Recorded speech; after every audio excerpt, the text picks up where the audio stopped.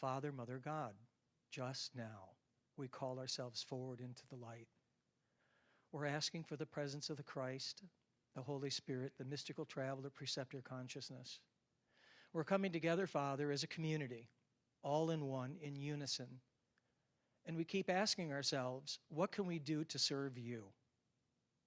We're asking that any negativity or imbalance, any karma, anything that is not serving us, to be lifted and taken from us and lifted into the very highest realms of light, and that it be transmuted back into the nothingness from which it came.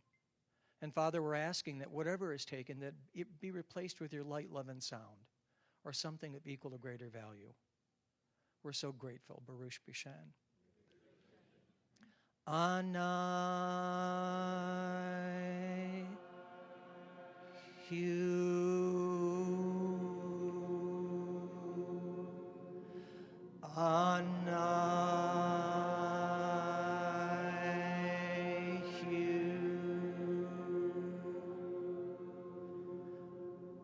Anai Hu.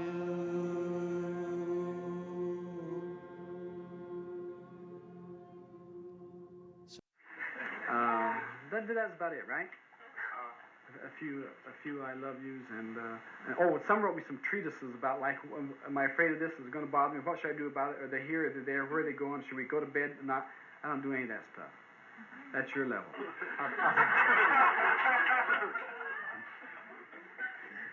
I work through inspiration, and under these lights I work through perspiration. So tonight we're going to get a little bit of both. And probably for a few minutes will be a little bit more perspiration. See, the mystical traveler consciousness is you want to record this? No. This is just baloney. No. I'm just filling in time till I get everything down. We all know what we came here for, and another.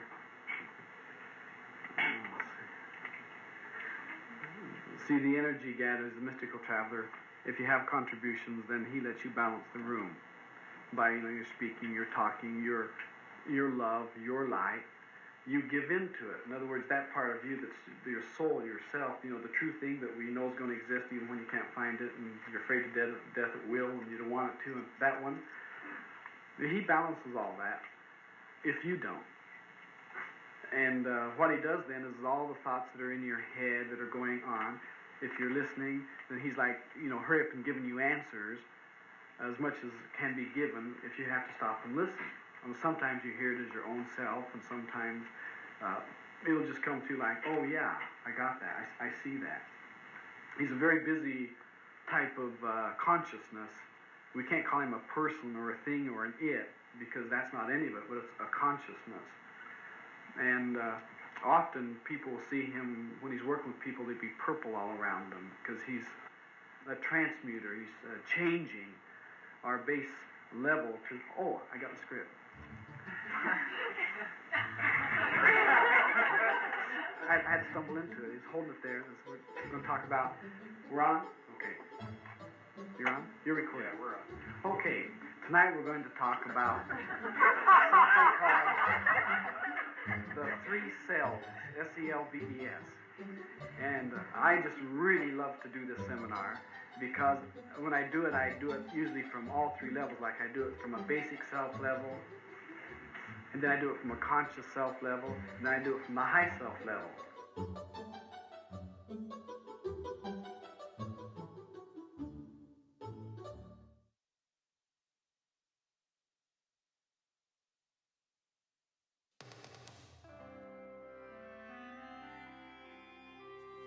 You can look back historically through almost any era, all religions, and we can look back and find out that they've all had and have heinous times. People killed each other as disciples of Muhammad and disciples of Christ right while they were alive. Socrates drank the poison of his own disciple. So those things are used all the time. And it's only the person who is tremendously disturbed and is psychotically imbalanced who creates the disturbance towards the spiritual light. And the spiritual light one always just looks back with life is like that. There has always been wars on this planet and rumors of wars called we're going to come and raid the place tonight. Maybe nobody was killed that day, but that night starts all over again, and then maybe they don't come, but the next day the other people strike back thinking they're going to. So out of the rumor, wars are started that really shouldn't have been. The whole planet's karmic, but you also have to remember that God's got the thing wired. Out of God comes all things. That means it's wired. God loves His creation, which means we're predestined to end up in a good place. And since that's the way it is, I mean, it isn't because I say it is. That's just the way it is, like gravity is gravity. Then it would behoove us to be wise and just start to have a more happy, joyful time. And the attitude of all things that come to us are there for upliftment, learning, and experience. It means whatever happens, you go, there it is, and you just go right ahead and have the experience. If you get disturbed, you just say, I have this disturbance, and this is really a terrible disturbance I'm feeling. And if it brings tears, then you say, and I'm going to cry with the disturbance, and those are all honest. Then the cleansing is very fast.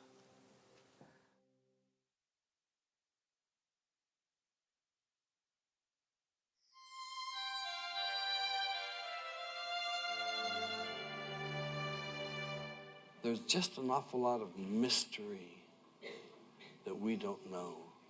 There's a great mystery on the planet. And it is who will be the next person to understand that they are also Christ. Who's going to be the next one to know they were born the Lord? Who is going to be the next one in this room? In Australia, on the East Coast, north to south, wherever they're watching this, who in your group is going to be the next one? I can tell you how you find out.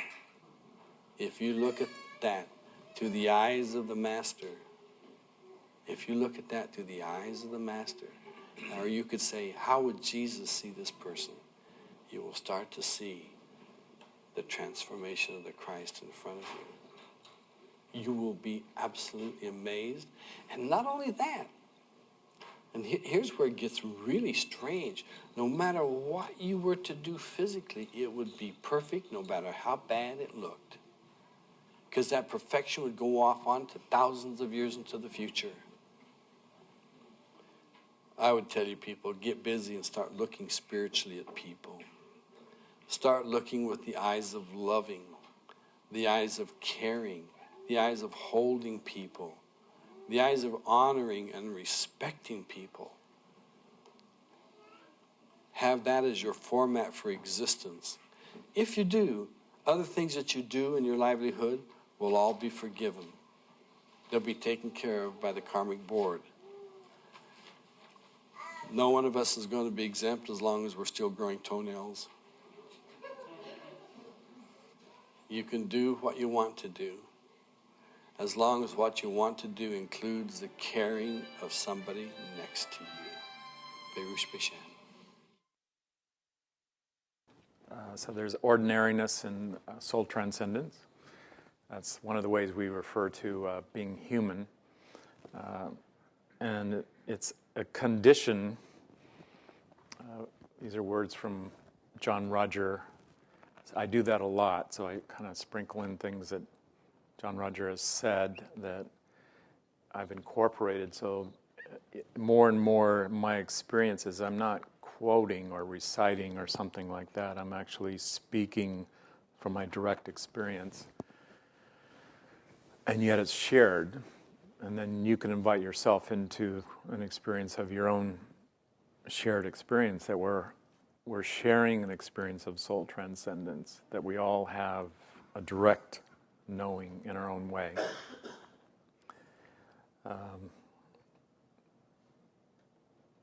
See, then I almost got like waylaid, like, what was I going to tell them? Then I was rescued, if you will. That ordinariness is a condition just prior to God. So when we're in our ordinariness, it's also just prior to soul transcendence, and soul transcendence is another way of relating to our experience of being awake in our divinity, being awake in our spiritual nature, such that more and more it becomes one. So as we do what we call soul transcendence, we come into a oneness, and it's already done. So it's like, well, then what are we doing? And that's where we get into the description, where it gets lost in the description that's a translation. There's something that goes on when we try to speak about it, when we try to relate to it through body, mind, whatever else we might call it, our perceptions. Anybody read, is it Doors to Perception, Huxley? Or Door to Perception? See, it's been too long now, see, I read that at one time. So there's lots of references out there that kind of start asking questions about who are we, what are we doing here? And I see soul transcendence as something that addresses that straight on, directly. So that's another way of saying, soul transcendence, I would say it's something that John Roger came up with. Also the movement of spiritual inner awareness. And I was sitting back there when Bob was referring to John Roger starting MSIA in 1963, and then kind of realizing the organization itself was established in 1971, if that means anything.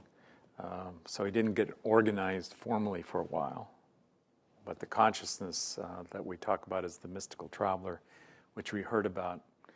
And just at that moment where there are people with us online. So not just my wife. It's like I was talking to my wife, and it was like someone's looking into the camera's like, well, I feel like you're talking to me. I'm not your wife. Why are you looking at me like that? Well, you see, there's the oneness. But I came into this in 1974, so that's 40-some years ago. I was at an MSIA event in someone's home in San Luis Obispo. I was talking about this last night. I had dinner, I'm dropping names now, with Claire Morton, who's my daughter, and she's living in Chicago, in case you're tracking. And we're having dinner with a friend, and this story came up about the first seminar because the friend was asking me about, well, what was your first experience with John Roger MSIA? So that's what came up, and then she said, well, I hadn't heard this story before, and I realized, okay, there's still more to go. There's more of what I would pass on to her, and that's a good reference point, because she didn't come in with marching orders that you will do what your dad does. And what we do here has freedom in it. It has a consciousness of liberation where we're set free. We're set free spiritually, and that's part of what takes place as a benefit. As we wake up spiritually, we realize we're a free consciousness. I'm being moved around a lot. So when do the questions come? Well, I have some questions. So maybe tonight's, I get to ask the questions. You get to do the answers. When I was recently in Israel, that's like another form of a name dropping, but now we're talking about a place, in celebration of John Roger's 80th birthday. So he was there also with, there's about 140 of us. I see some people here that were there, right? Is anybody else there? Yeah, see? And we made it back. We're demonstrating that part of it. But there was a group of us kind of doing an independent trip. And I'd say, what was the group? Maybe 8 of us. And there was a place I heard about on this trip with all my trips. I'm kind of guessing, I don't know that I have the exact number, but about 15 trips to Israel since 1984. Clear is here. When was that year? Was that when we met? I met you in Egypt. That was 1980. That was 1984 in March. Okay. August was the first. Right. So there you go. So, when Cleora met John Rogers, she kind of met me because I was kind of next to him or something like that in Egypt. Then we also went to Israel for my first time right after Egypt. So I was there, and then about 15 trips. And so I heard about a place that's a cave in Gethsemane, Garden of Gethsemane. So that's where Jesus was arrested, on the night of the Last Supper, and the place where he was sweating blood or something like that before he was arrested. And, when you go to Jerusalem, notice how I'm saying that. And you could go vicariously. There's lots of ways to do it. It's interesting if you've heard the Bible stories, obviously the ones applying to Jesus and those who were involved with what he was doing that we have heard about, depending on who you are, because if you're from an Aboriginal culture, you may be saying, Jesus who? And sometimes it's not easy to realize that everybody has to hear about something for the first time. So we don't necessarily have the same shared experience when we do this. I do this a lot, by the way. It's like I talk in circles. And so some of them are narrow and some of them are wider. And I just find that's the nature of the mystical traveler consciousness. It's working in kind of concentric circles, but one of the ways we relate to what this is a spiral. So a spiral is an extended circle that keeps going around and around, but it also goes higher. It could go lower, but that's not our direction. See, I'm pointing these things out so that you can get some references on what is this thing called soul transcendence. It's like a spiral that goes higher and higher and more expanded. And if you know how a cyclone works around here, you might know a thing or two about it. But it also works in a spiral movement. When you get something like a tornado, it comes something like to a point, a vortex that narrows, but it also expands. So in the higher part of that, it would kind of go into something that's open. Like it's hard to contain it or measure it. But it expands to a place where it transcends the form, if you follow that. Wow, this is going to get interesting to just try to stay on point here tonight, because we had a lot of circles going. So I'm back into Israel and Jerusalem and Gethsemane, and there's a cave. And I went into one cave, and it was startling for those of you who've been on any of these trips, because I've been to where the church is, the Church of Gethsemane, where the olive groves are. And, I've been there, it seems like every trip. But I've been there many, many times. And there's a cave. If you go, those of you who know it, if you go out the gate where you enter where the church is, and there's a road there that goes up to the Mount of Olives. And then it also comes down. So you're in the trying to remember the name of that valley. But in any case, that's not so important. But it goes down. Well, if you go right, there's actually two caves. So one of them is, recognizing I think they claim that Mary was buried there. And then there's another place that was closed. So even though we went to go there, it was closed. Even though it was 4 o'clock in the afternoon, so it was only, but anyway, you see the point of it's closed. Okay, come back another time. And the makeshift guide, I don't know if that's an official term, but it was somebody that we didn't hire. They just sort of assigned themselves to us. If you've ever had somebody do that to you. And, like, hey, come on, like, just like that. Like, why are you touching me? Because I have something I know you would want. And I wasn't really in charge.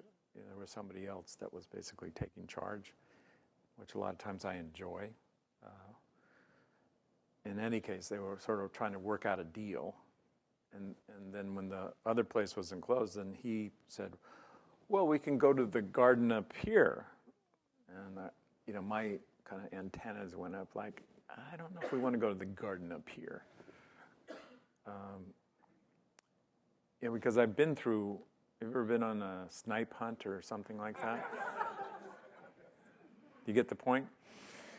Where's the snipe? Like, sometimes you figure out it's like, that's the point. You don't ever find the snipe. You just go hunting for the snipe. And that's why it's so much fun. Depending on how long you want to hunt. So I felt like we were on a wild goose chase or snipe hunt or something like that, going up the Mount of Olives. And after about, I'd say 100 yards, it was so far that there were a couple of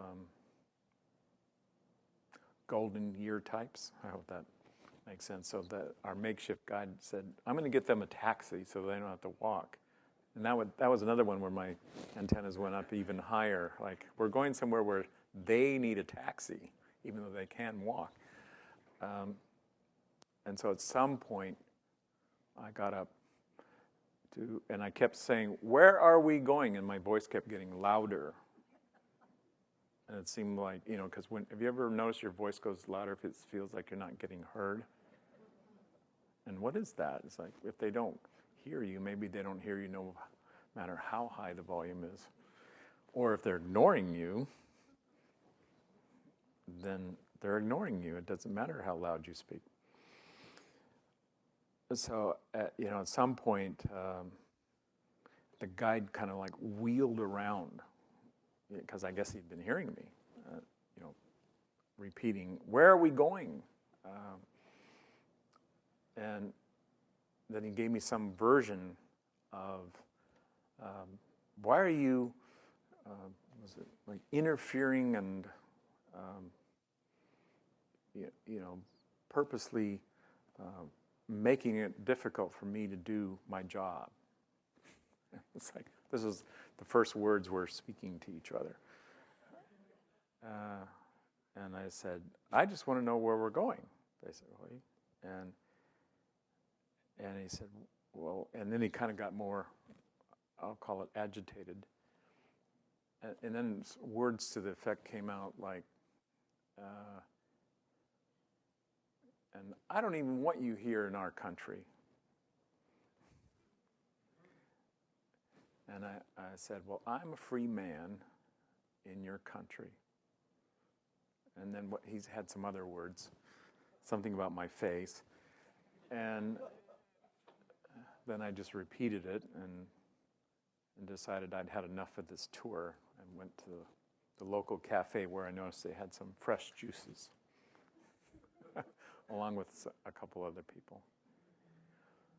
My point is, there is a point to this. That what we're getting at in soul transcendence is our native state, or innate. That's even deeper. That we originate from a free state.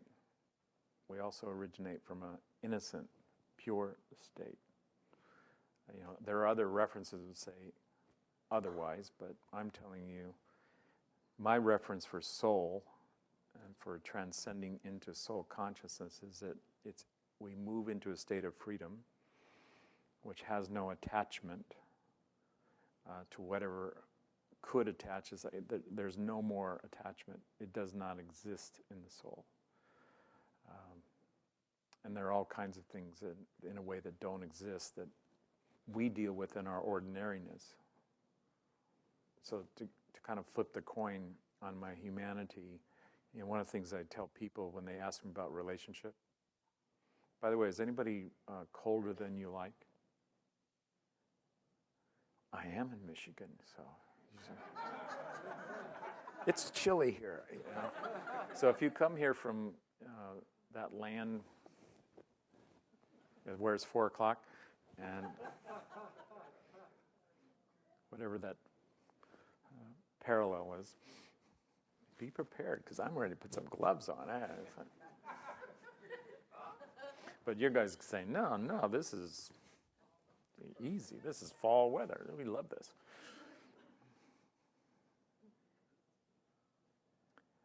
So where was I? Where was I going? Because I know I was talking about soul transcendence and our innate nature. Okay, yeah, there we go. So I flipped the coin. So when we flip the coin, and people ask me about relationships, see, they've been kind to me yet again, helping me find my place. I often tell people, I don't know how to do relationship without attachment. So if someone says, I don't want to get attached, I don't know how to do that. If you're involved, it's like, was that the Tar Baby? Which one was that? Was that the Song of the South, Tar Baby? Yeah. So there's no way to touch the Tar Baby without it sticking or gooey or getting it on you. Do you understand what I'm saying? So being human, it's sticky, it's gooey, we get attached, and sometimes we have an innate knowing. We have a knowing that we were born with of our soul, that we realize we're free beings. Like, I come from a free land, and it's not even a land, so then what is it? A state. But it's not bordered, and it's not limited, and it's like, yes. However, we're in a state where these things do exist when we cross the border, and we cross more than one border. So as we come into the frequency of the physical nature or the human nature, we take on layers that have progressively more limitation. Meanwhile, we still come up from a free state. So once we have that glimpse, and that's enough. If you get a peek at your soul, it lasts an eternity. Tell me you know exactly what I'm talking about. Because if you tried to measure it, you'd say, I don't know. I don't know how. It was like I just got a flash, and I don't know how to measure that amount of time. But in that flash, I saw it completely. I realized it completely.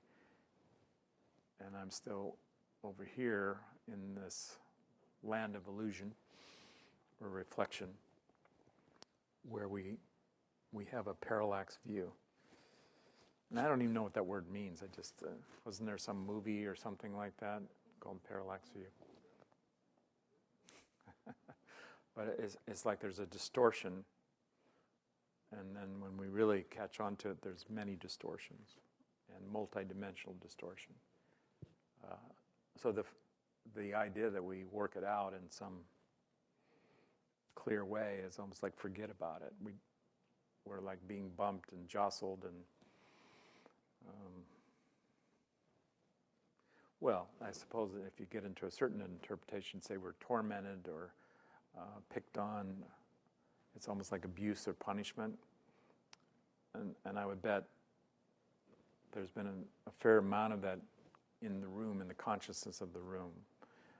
Meaning, if you've ever had a sense about yourself that you're being picked on, it's unfair, you must be punished, maybe you did something wrong, because how would you be in this state? How did you get here if you didn't somehow you're put here because of like a violation or something like that, a rebellion. And these things have been talked about in many dimensions, like cultures and family traditions and this kind of thing, like where do we come from, so that we end up relating to ourselves in a way that suppresses and oppresses our free state, unnecessarily so. So then that makes it something kind of insane, that if I'm aware I'm not from here and I'm a stranger in this strange land and I belong somewhere else, why would I make it worse on myself? Why would I torment myself? Why would I make it difficult and hard on myself and do things that cause greater problem? Anybody ever done that kind of thinking? Okay. One is enough. And it's like, that's true. So then it's difficult to stay sane. I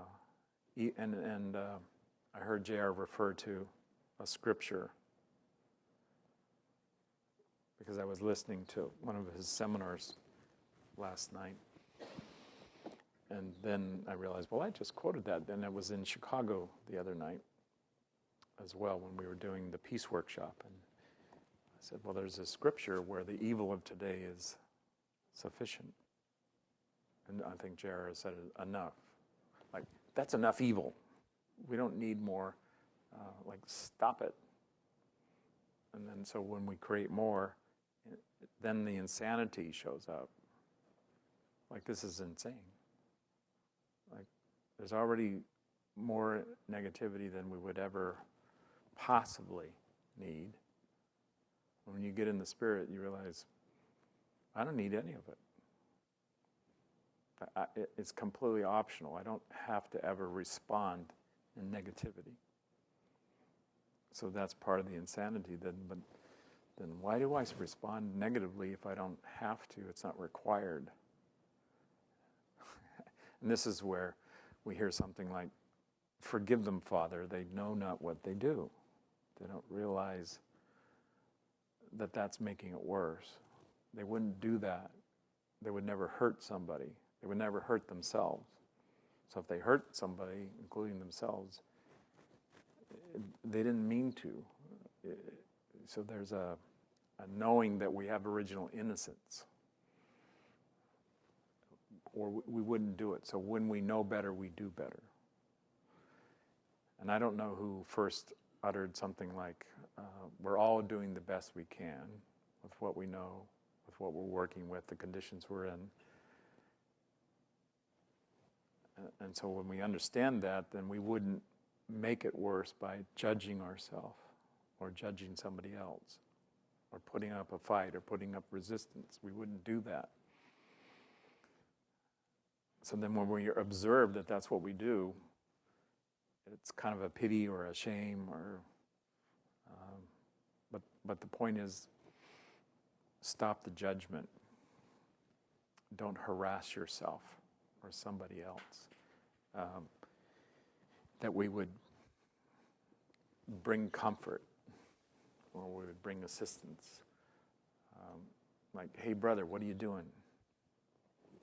Instead of, you better stop there, I'm gonna, that we would need somebody that has compassion and understanding and a willingness to not return the strike. So if we strike out, it would be favorable if what we did negatively didn't have to come back to us.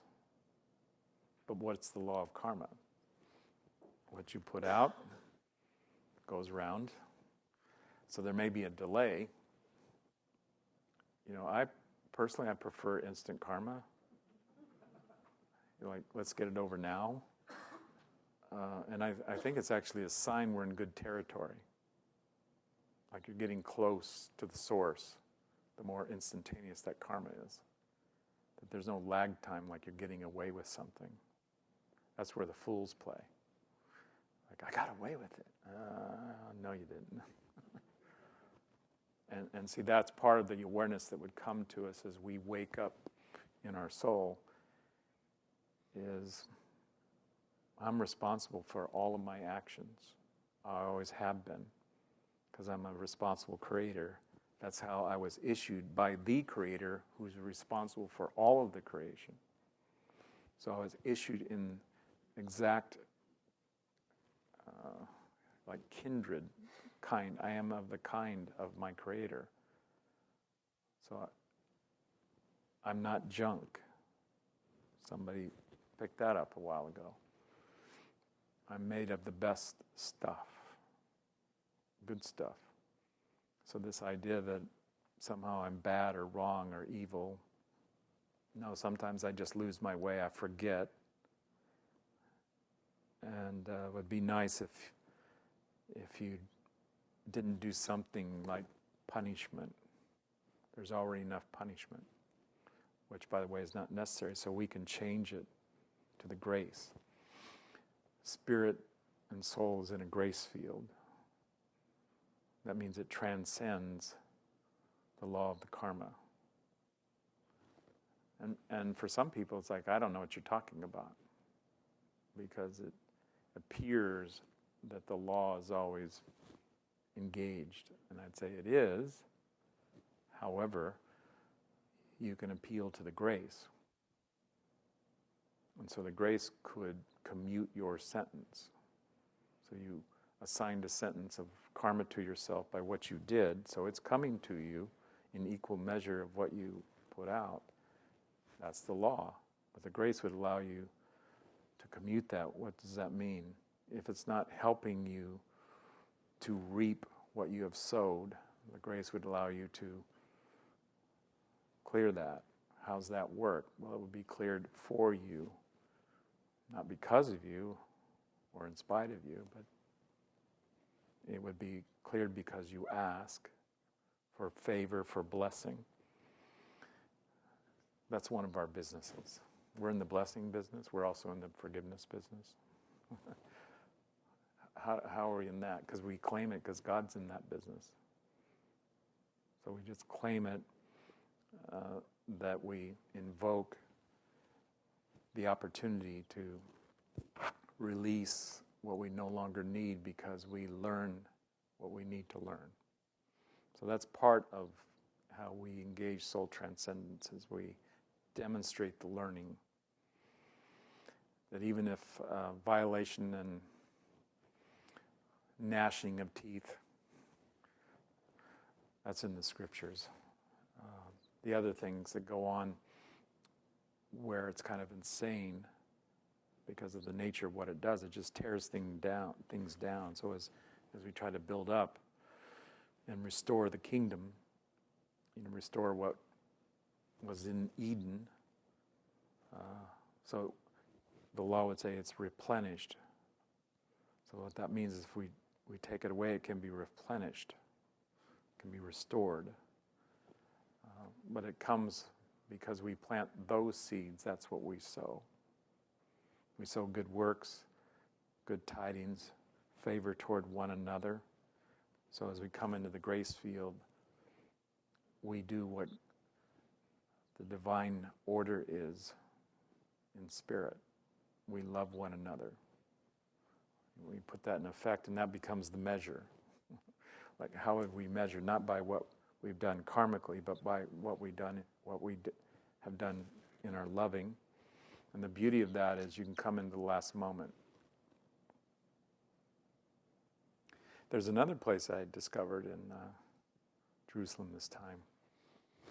And it's, if you saw where we did the birthday dinner for John Roger, so it was on September 24th, in a place they call Notre Dame, like the cathedral in Paris.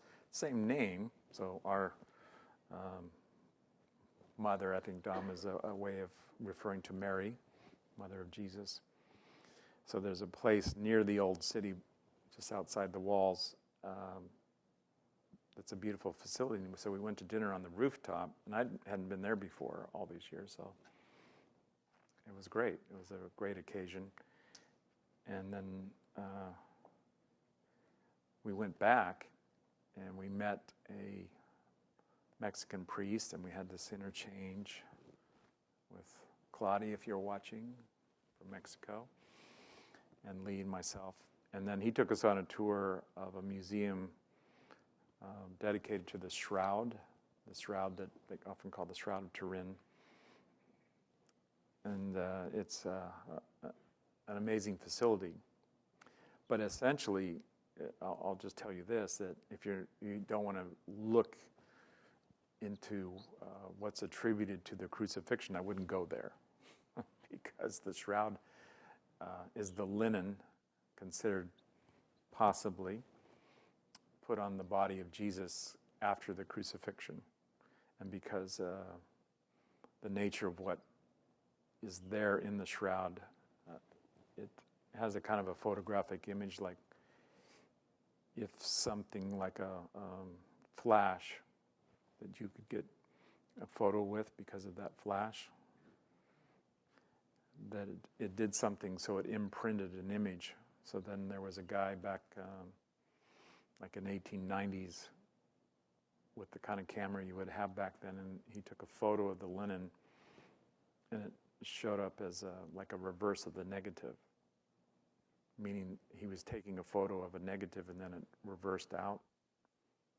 So what was dark became light, and what was light became dark, and there was a startling image of a face on the linen. Yeah, I realize you probably have heard this story by now for the most part.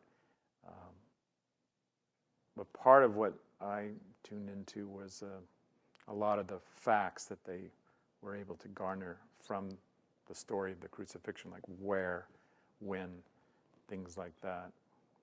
And then there's a part of the story that there were two others crucified,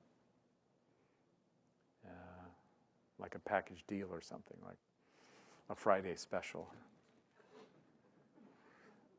I think it was part of it was that on the Sabbath, there was an allowance for some kind of favor. Like, they said, who do you want, Barabbas or Jesus? And whoever was there reportedly said, no, we'll spare Barabbas, crucify him.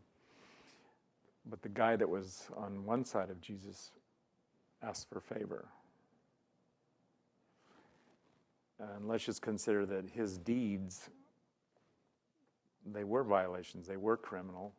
So according to the law of that time practiced by the Romans, that means, okay, you get crucified for what you did. And so one of the gentlemen that were on the cross with Jesus asked for whatever he could do. And the response that we have from that story is, you'll be in paradise with me today. And what hit me was, wow, he might have been the first. I just looked at it like you had the wit, or whatever you might call it, your lucky stars, your jackpot. You just happened to be, and you had the smarts to say, could you help me? I'm hearing these things about you, whatever you could do. And it's like, well, since you asked, I'm just about to go to paradise. And these guys down here, they're not going yet. But you're going to be with me. I'm going to take you with me. And the other part of it struck me is like, I wonder why the other guy didn't ask. It's like, as long as you're granting favors, how about me? Can I get in on this? And I think that, that's something to me as these things come forward to look at, like the moral of the story. And one of the morals would be ask for favor spiritually. That we're in that movement. we ask for, as Jairus called it, the grocery store.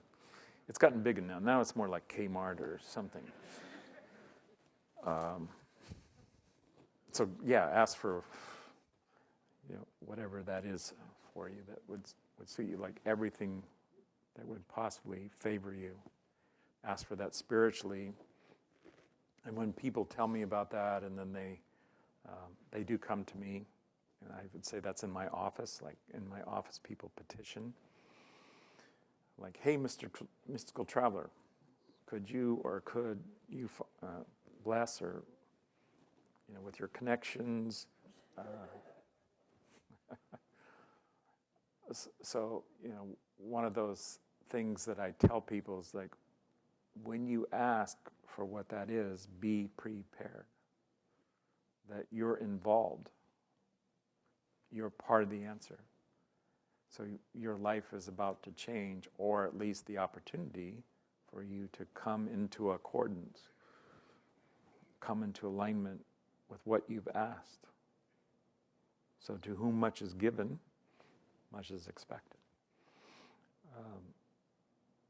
And I see that was spoken of.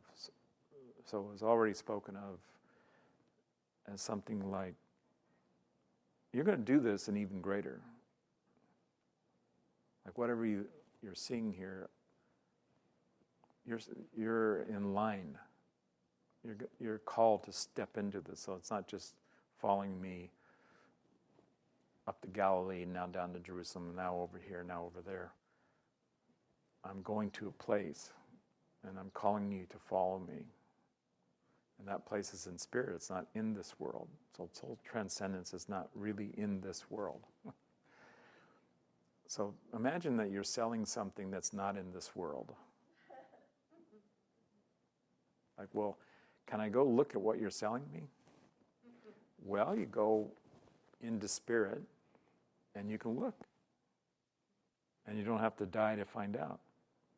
So that's part of soul transcendence, is everybody's in line for soul transcendence. All souls already have it guaranteed. That's not my promise. It's what we call the spiritual promise, or God's promise, our Creator. So it's really a guarantee. Don't worry, you're coming home. No matter what you do, how much you blow it, mess it up, there's no exceptions. And J.R. put it this way, not one soul will be lost. And he's the first person I recall ever saying that. Now maybe it was said long ago. But that makes the case too, when people find that in MSIA, hey, you're just saying things have been said. I mean, they said it way, way back here. There's nothing original here. And there's like, right, there's nothing new under the sun. Who was that? Was that Plato, Ecclesiastes? Okay. There are a lot of predecessors to what this is. But there's also something that comes here that, regardless of what it was there and then, the opportunity is here. So we do soul transcendence here and now.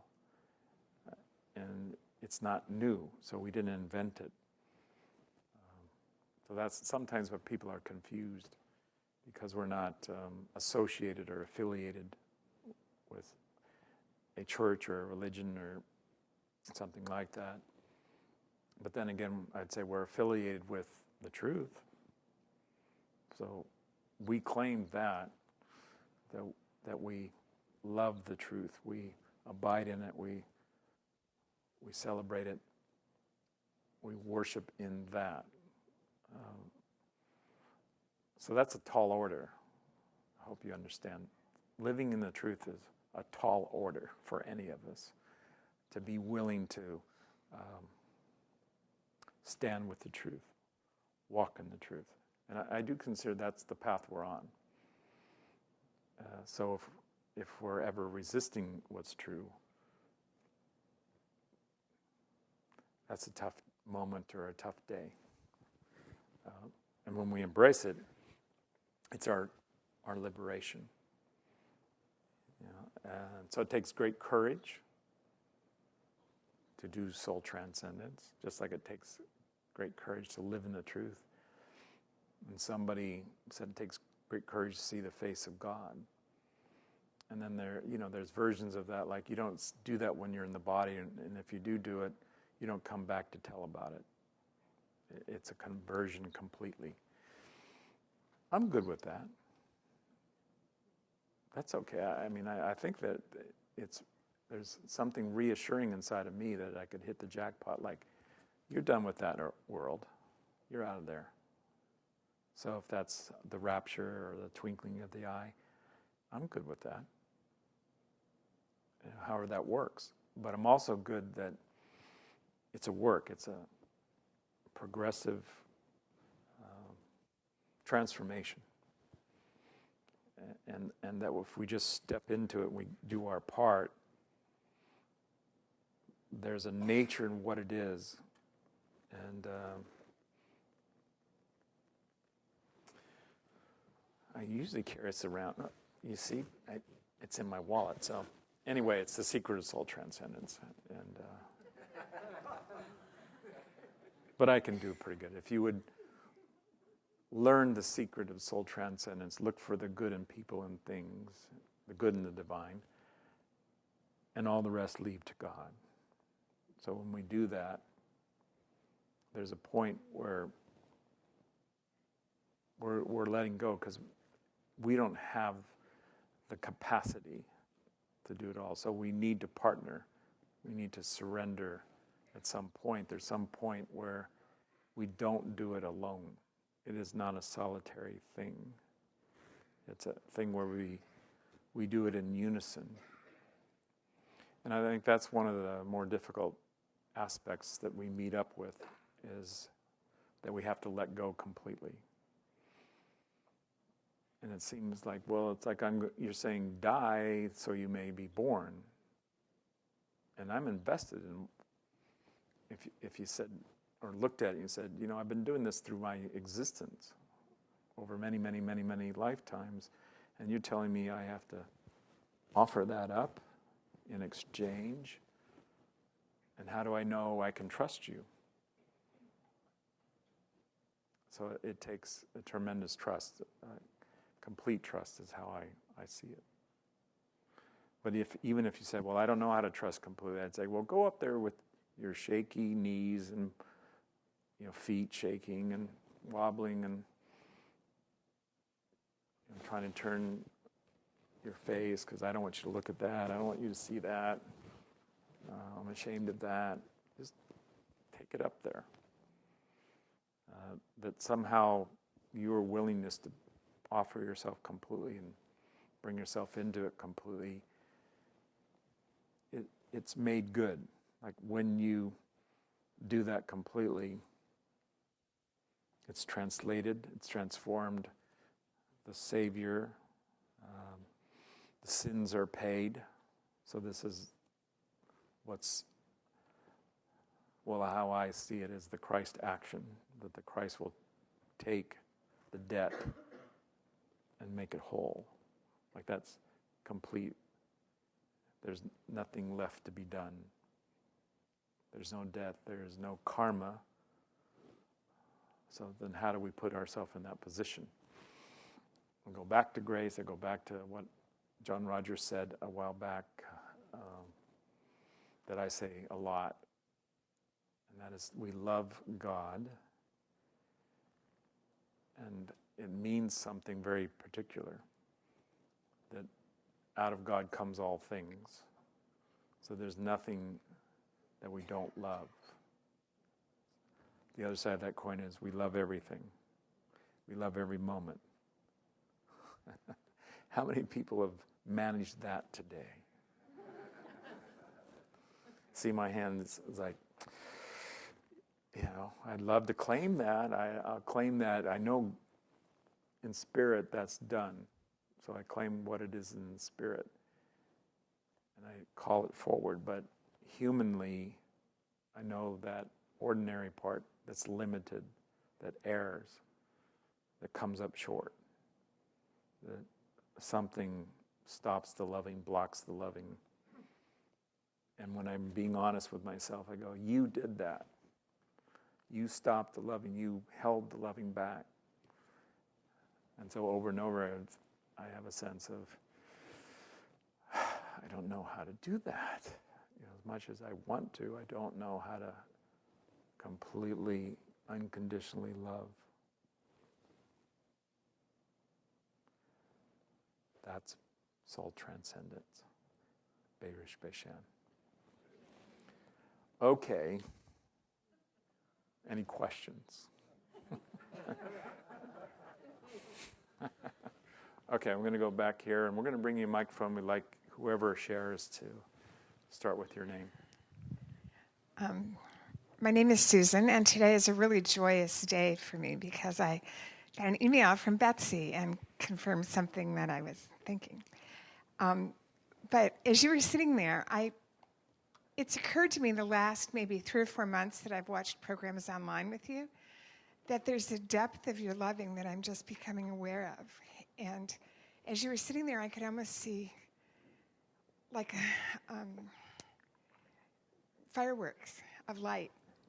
Oh, I like Katy emanating Perry. around you. I don't know, maybe I'm just going crazy, but I just want to be somebody who follows you in a gentle way. Well, my view, so I crossed the 40-year marker from my first event. How long have you been involved, would you say? 1982, so. Okay, so there's 18, 14, 32, something like that. Where this goes is up, and in that spiral it expands and it becomes more powerful. That's another aspect that I would say is, if you're going to do this, anybody here, this, again, I want to see first MSI event here, somebody, here we got a couple over there. And by the way, it's not about time, so it's not measured and chronological. Oh, you mean I'm just starting? And all these people are, and they're way up there somewhere. Because of the involvement that you carry as a soul, we could have someone who's more evolved than all of us come in here tonight. And so it's not about anything like a measurement of when and where, but just the same, when we're applying ourselves, when we're doing, let's say, the work that's involved, the attention, where we bring ourselves into spiritual awareness, we call it spiritual exercise. And also all the things that go with that, meaning how do you do your life?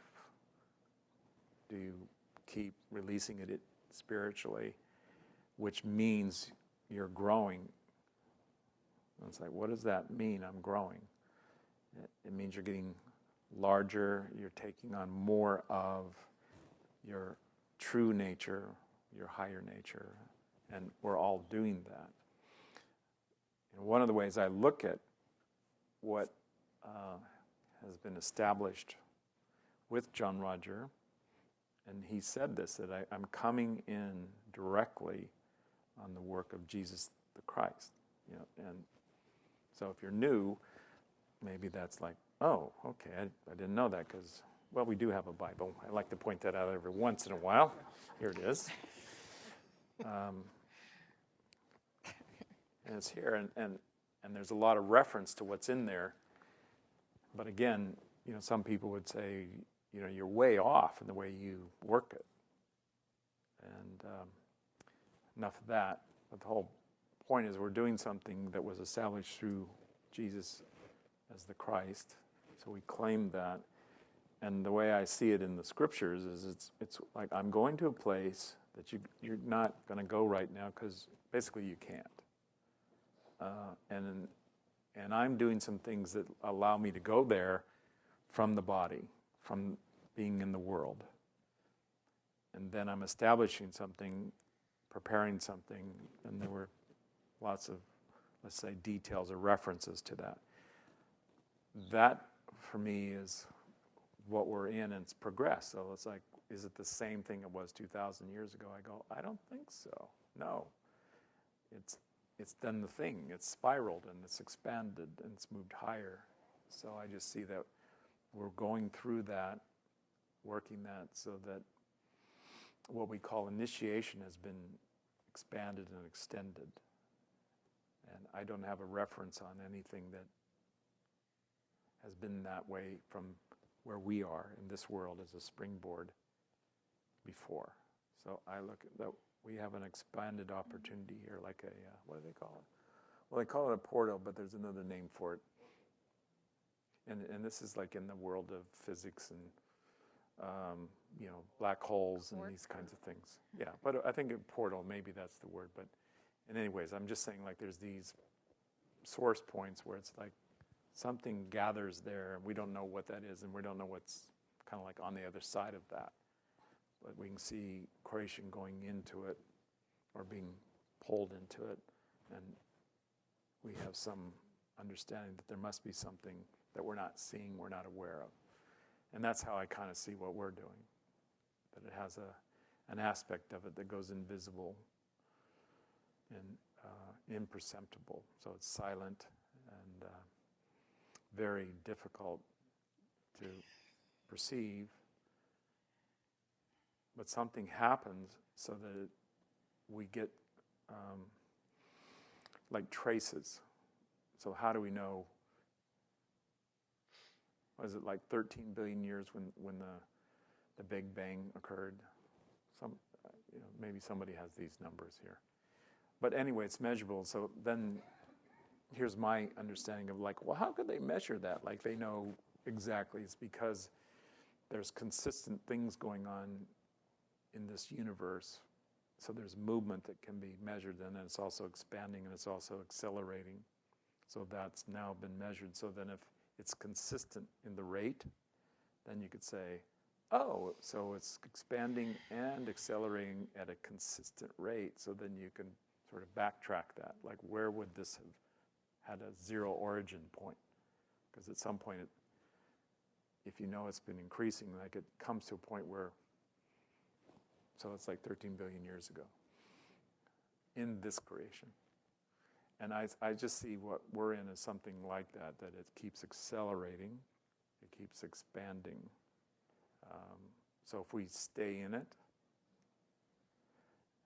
and even those of you who have done initiation at the soul level and beyond, and then you'd say, well, but when do I, like, get my my home orders or something like that? Because it seems like that's enough, right? I mean, and I just look like, why not endure and complete as much as you can while you're here? Because the opportunity that's here in this world, because you choose into it. So I'm talking very much to our new people here. Like, it's an accelerated, advanced opportunity that comes by grace because you choose it, not because of any qualification or look how evolved I am, masterful in my life. And, my portrait's next to this archangel, or when people try to do that, we're like, where are you in the spiritual hierarchy? And it's like, even if you're the guy next to Jesus on the cross, who's also being crucified, there's something about it that if you choose into the grace field, there's something about it that you can just propel yourself into it. And then sin no more. Like, well, what does that mean? It's like, well, then stay in light and loving. And then when you don't, you keep returning it, and minimizing the downtime would be another way. That wasn't a question, but you see, you gave an answer and I gave something like a question. So I'm very grateful for having you in my life and all of this. And I just, on the more mundane level, I've been messing with some dental surgery for about a month, and it What seems kind of surgery? dental, and it seems dental. to be infected again. So I'm just, if you could just send some light to it, I'd appreciate it. Right, and I want to say something about the light for soul transcendence. So, we do this in the light, and we often say that, but what is that light? And we call it of the whole spirit. So it's a spiritual light, not a magnetic light. And so that's a particularizing. Like, what do you people work with? The light, but it's a spiritual light. And it requires us to be of a nature that's attuned lovingly, but also that we demonstrate that. So if there's one thing that I would say unifies, who are you people? We're people who value loving. That I would say. And then when we do that, we're amazingly blessed and rewarded. And when we don't do that, it seems like it can be difficult. That's when it gets hard, when we're kind of in the unlovingness of it all. And all that is to me is get off that, or stop that, or go get a Bob Newhart counseling.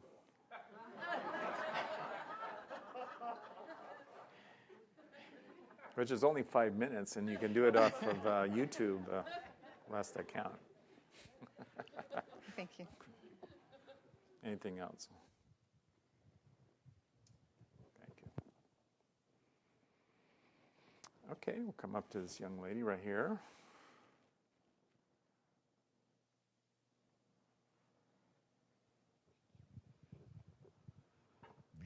Hi, I'm Michelle. And I'd first like to say that my gratitude runs very deep.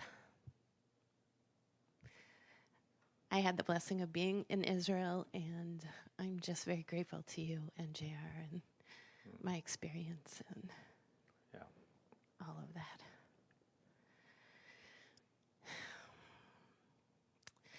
One of the things, John, that I saw this time that I never saw before was when I was in the Church of the Holy Sepulchre. What is supposedly Adam's skull. And what really touched me this time was that where the cross supposedly enters, that Jesus' blood fell on Adam's skull, which lifted the sin for everyone. And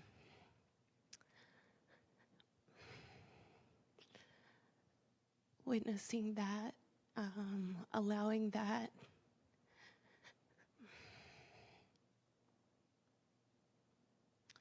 was very special for me. I want to point out something to you and maybe for others as well. There's a lot about what would be the story or the representation of a truth that ends up being something that's very difficult to specify, to identify. So you can go to Jerusalem and Israel and find out that there are various places where people say Jesus was crucified, or he told this story, or this event happened. And so then it'd be according to the tradition, or sometimes I just look at it, well, this is the only real estate we could get for our church, so we decided it happened here. And then there's some logic in that, like, okay, I get that, but maybe that's not the point. See, that's where I'm going with this. It's not the point, like, as much as, well, was it in this exact place right here at this point where it's memorialized? And I say, that to me is not important. Where the coordinates of it are, it's much more your faith and what it does to your heart. Like, as you stand there, and what is it that you're realizing, and what I hear from you is, well, my sins are forgiven. Our sins, all of us, like the first one of us, let's call him Adam, but was that his name? You know, what do we really have?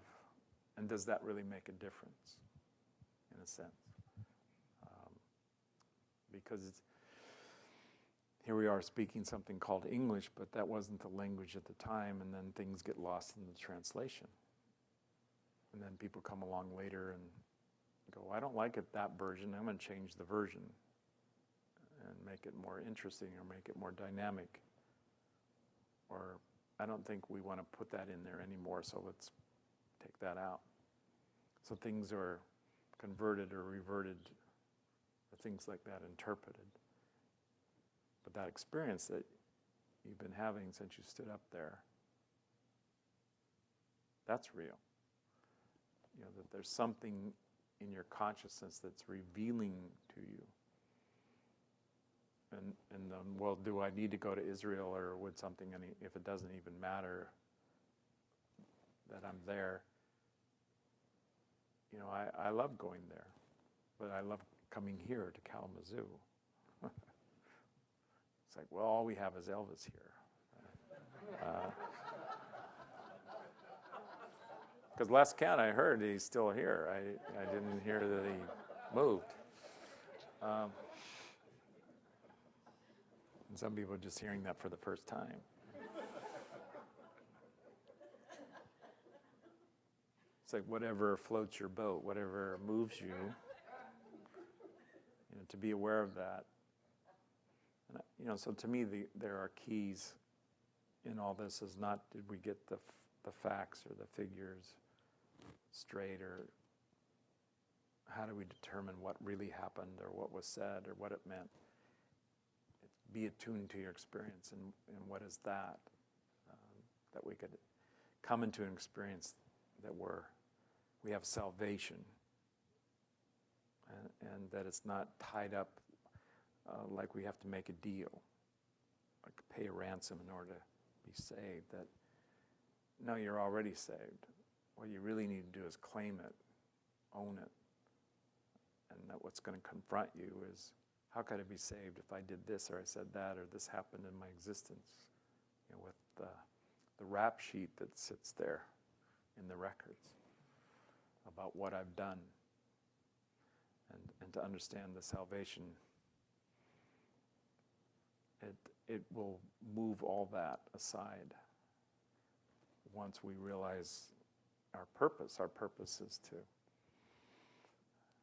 be divine in our nature, even while we're material in how we experience ourselves, hands-on, flesh. And that takes a lot of chutzpah. It takes whatever it takes to kind of come into that and then translate it so that you keep yourself there.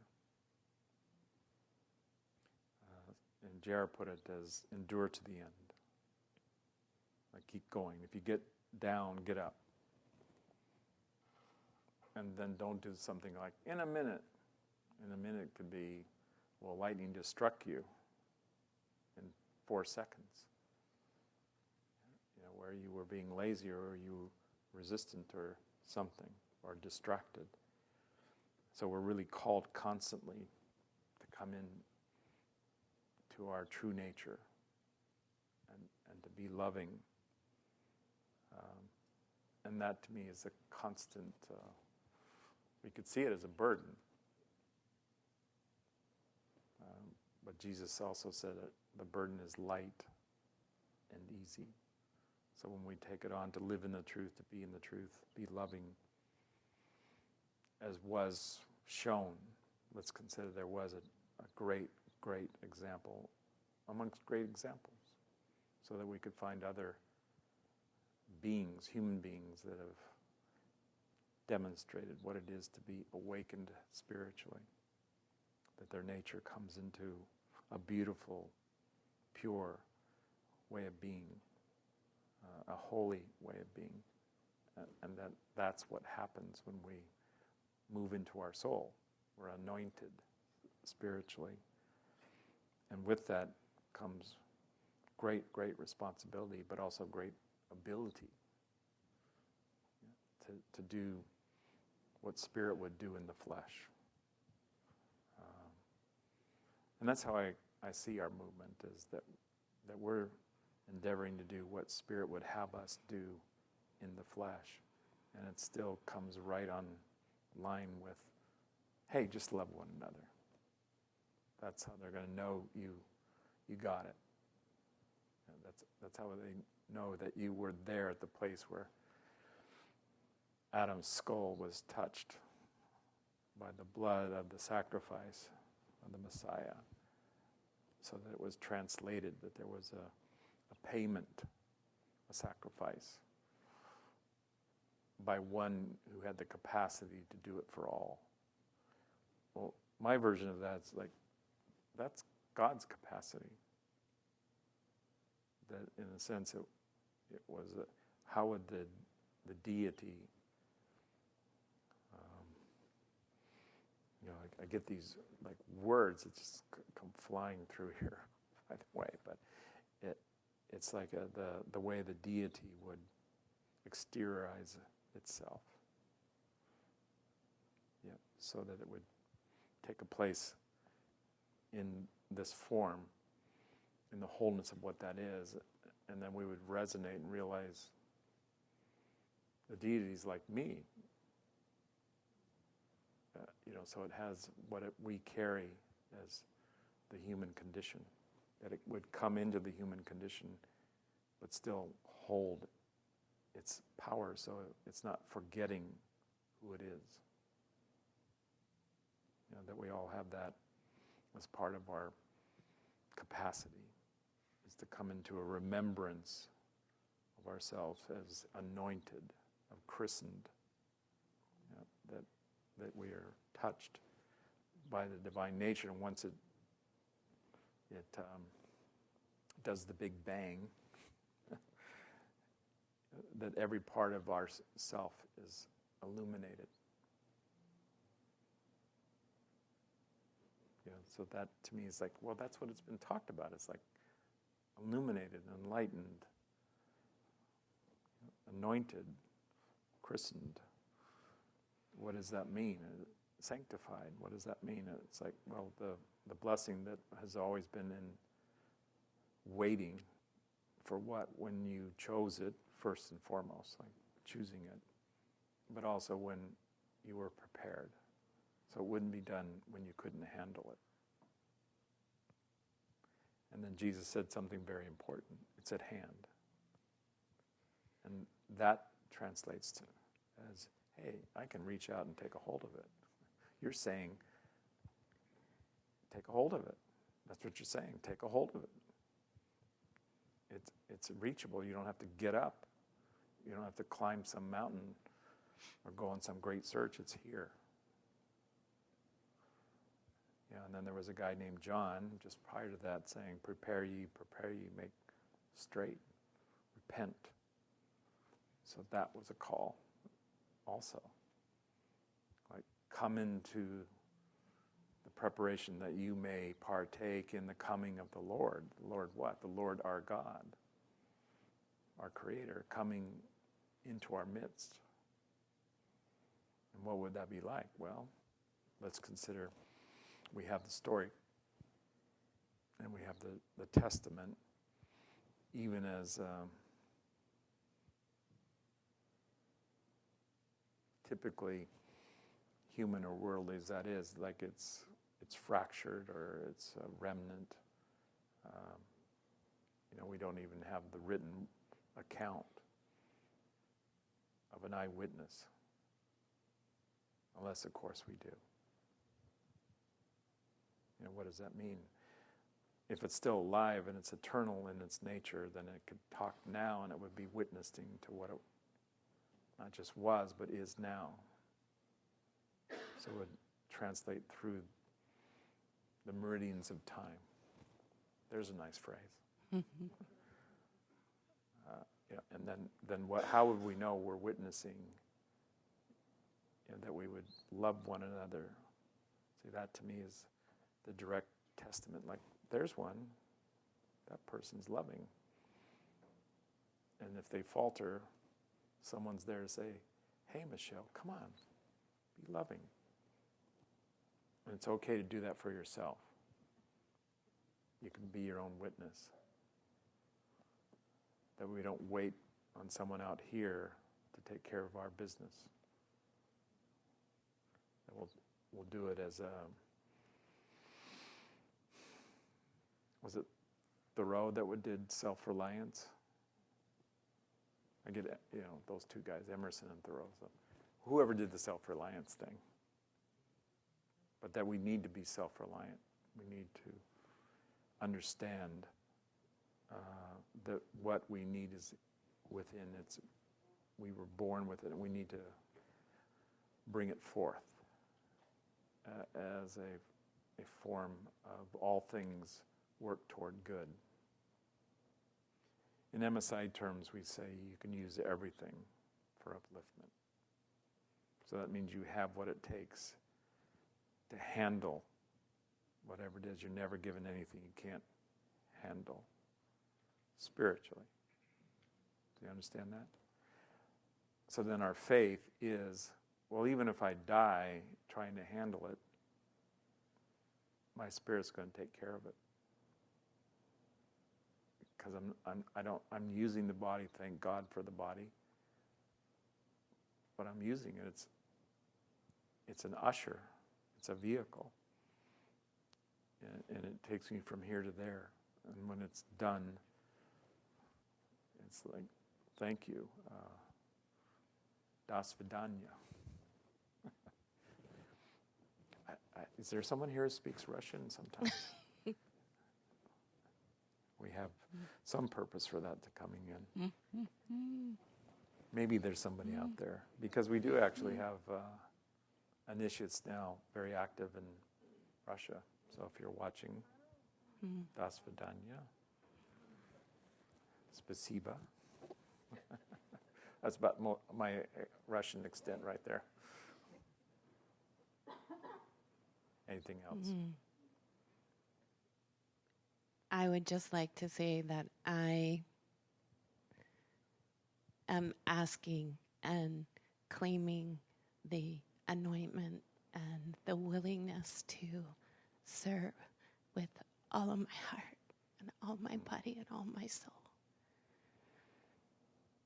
And again, I am so grateful.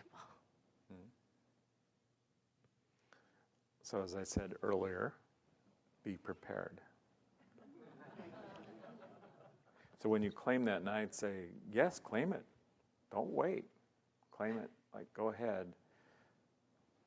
As something as audacious as I want to be one with God. I want to say, I am one with God. It's like, go ahead, claim it. Like, but I feel such a liar. I don't even like my car. It's like, don't worry about that. That's just your limitation. Have compassion on your limitation. Have empathy on your shortcomings. That you translate the way God would translate it. Like, lift you where you are found, but also be prepared that who would ever be the least of them would be brought before you to serve. That's part of my blessing. Yeah. It's all our blessing. That we would be willing to love even the one that nobody else in the world would love. Because that's who God is. God loves its creation. So it loves that one that everyone else rejects. See, to me, that's part of like the majesty of the story. Like the greatest of them, if you will, the Son, the incarnate, was put into place. Paraclete, that was part of it. And it was rejected. And we were in a place during the trip, again, I've been there many times, but they called it the Teardrop Church, and I think it's in Latin, it's Dominus Flavit. That's about the extent of my Latin. So you're hearing my Russian and my Latin tonight. A little further up from Gethsemane, so on a trail, and basically a place where Jesus was sobbing. Why? Because I'm seeing that you have rejected those who were sent to you before, and now you're about to reject again. And so, the prayer is being answered over and over, and then how strange that you would reject the answer to your prayer and then do it over and over.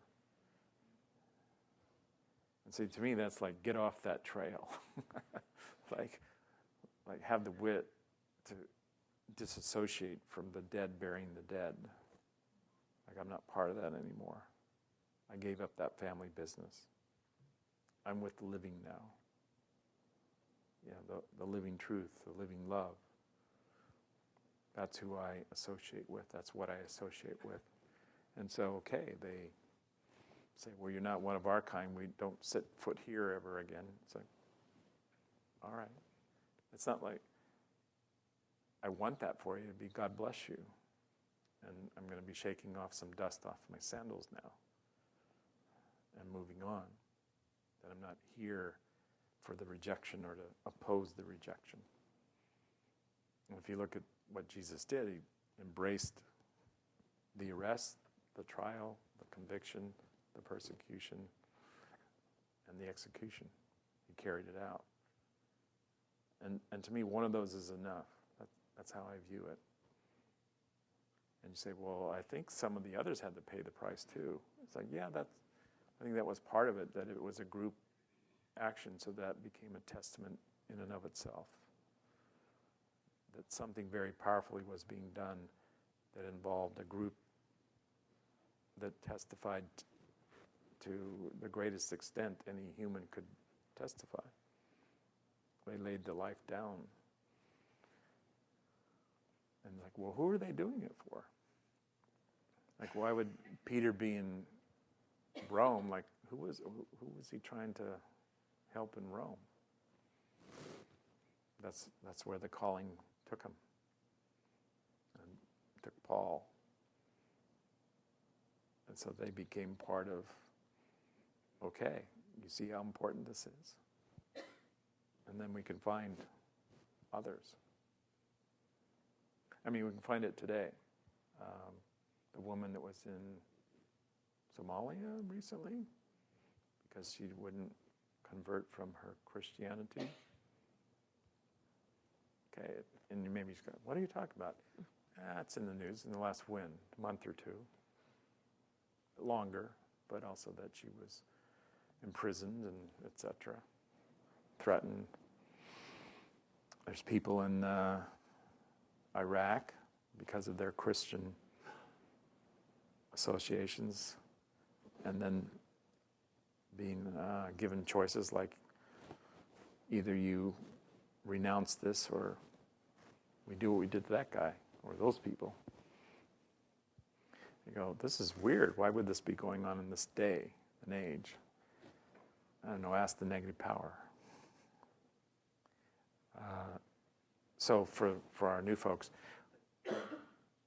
we don't usually like personify the opposition, the loyal force of the opposition by the devil or even Satan, but you can just say it's an energy force of opposition.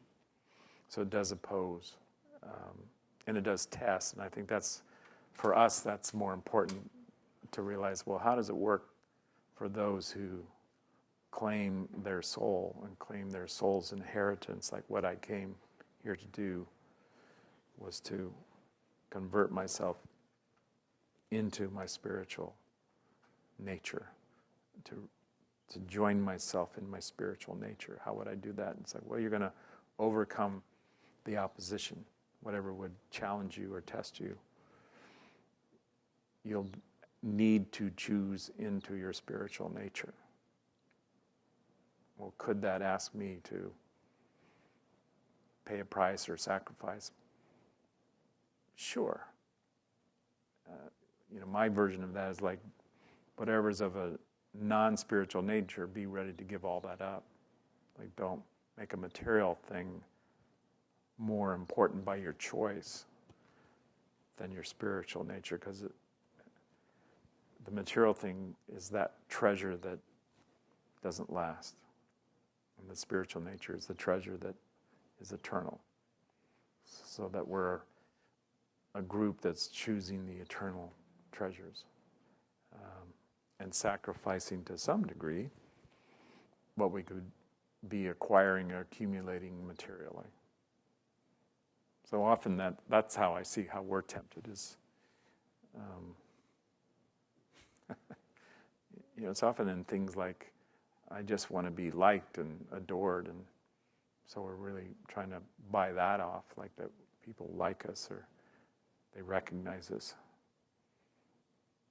rather than things. Usually most of us get past that, let's just say, on our way. So we're not so consumed by having material things. But that other part where we want the recognition, I'm okay, I'm good. It's like, well, watch out that the one who's purveying that isn't holding it up in a negative way. Anything else? God bless you. God bless you. Okay.